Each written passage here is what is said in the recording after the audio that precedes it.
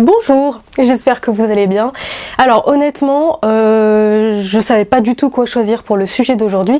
Et puis, en réfléchissant, je me suis dit que parmi mes abonnés, il y avait sûrement pas mal de personnes qui jeûnaient pour le mois de Ramadan. Du coup, je me suis dit que j'allais parler de nourriture. Mais comme vous me connaissez, évidemment, je vais pas vous parler de nourriture juste pour le plaisir de vous faire saliver. Il y aura évidemment un aspect pédagogique et un aspect culturel. Alors c'est parti.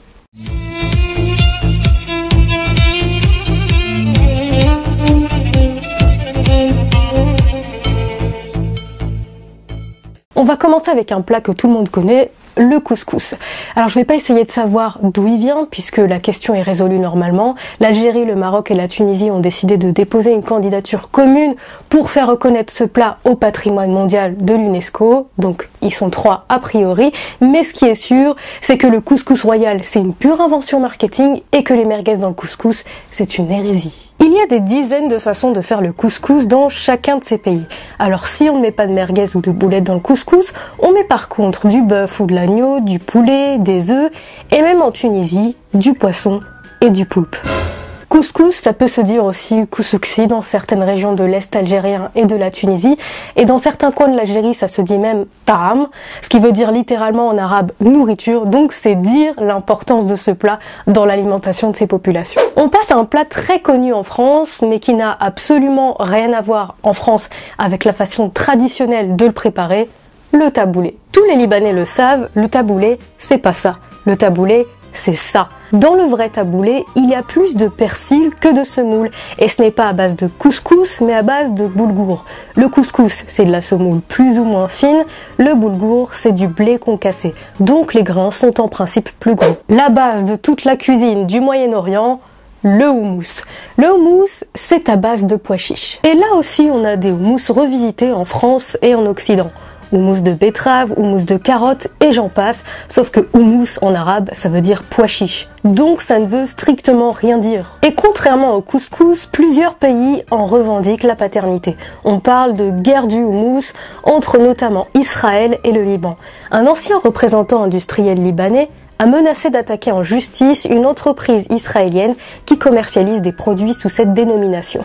Le représentant libanais voudrait que l'appellation devienne protégée, comme la feta en Grèce par exemple. On passe à un autre grand classique du Moyen-Orient, les feuilles de vigne. Ce sont donc, vous l'aurez compris, des feuilles de vigne roulées comme des cigares et farcies avec de la viande hachée, du riz et plein d'épices différentes. Selon les pays, on l'appelle mahshi, yabra, dolma, et en Irak et en Algérie notamment, dolma, c'est plus généralement des légumes farcis. Mloukhia ou mloukhiye. Attention, c'est pas du tout la même chose. Il y en a un qui vient de Tunisie et un autre qui vient à peu près de la région du Liban, de la Syrie, bref, du Levant. Je vous explique. Les deux sont faits à base d'une plante qu'on appelle la corette potagère, en arabe mloukhia. Dans la mloukhia, on utilise les feuilles de la plante qu'on accompagne de poulet et de riz avec de citron. La mloukhia tunisienne utilise la plante moulue comme une épice pour donner une sauce très sombre avec une consistance épaisse qu'on mange ensuite avec du pain. Donc attention, quand vous dites mloukhia au Liban, c'est ça, en Tunisie, c'est ça. Et juste précision, mloukhia, mloukhiye, c'est juste l'accent quand on finit par iye, c'est plus qu'on vient du Moyen-Orient. Le shawarma, j'ai pas besoin de vous le présenter, vous savez tous déjà ce que c'est. Le shawarma, c'est vraiment la viande qui tourne sur une broche verticale. En France, on dit plutôt kebab pour se faire servir un sandwich avec de la viande. Et en région parisienne, on appelle même ça grec parce que les vendeurs grecs de gyros ont été les premiers à commercialiser ce type de sandwich dans les années 80 et depuis c'est resté. Au Moyen-Orient, kebab désigne plus généralement n'importe quelle viande grillée en brochette que vous pouvez ensuite mettre en sandwich. Et les mélanges de kebab servis dans un même plat avec des accompagnements, ça s'appelle mashawi. On revient sur quelque chose qui est fait à base de pois chiches, les falafels. Avant d'être la recette préférée des véganes pour remplacer les boulettes de viande dans leurs plats, les falafels sont très populaires au Moyen-Orient et on les mange en sandwich et en plus ça coûte rien du tout, peut-être 2 € le sandwich, rien à voir avec la France où on achète ça au moins 5 €. C'est comme les sushis en fait, ça coûte moins cher au Japon. Et si vous voulez tout savoir, en Égypte, falafel ça se dit tarmeya.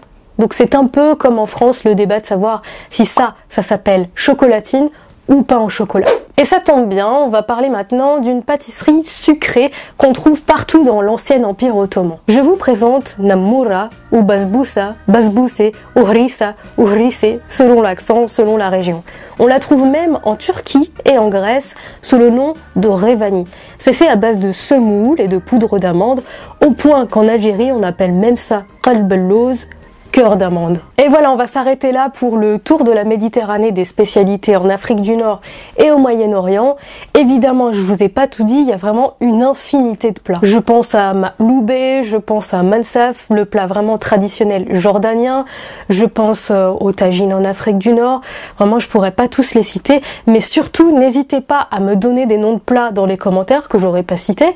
Des plats que vous adorez, des plats traditionnels que vos parents peuvent faire, des plats que vous avez découvert pendant vos voyages. Ça m'intéresse vraiment beaucoup. Dites-moi à base de quoi ils sont faits et dites-moi aussi si vous avez reconnu un plat que je vous ai cité et que vous appelez autrement dans le pays duquel vous venez ou duquel vos parents viennent. Voilà, je vous embrasse très fort, prenez soin de vous et je vous dis à dans 2 semaines. Bye bye.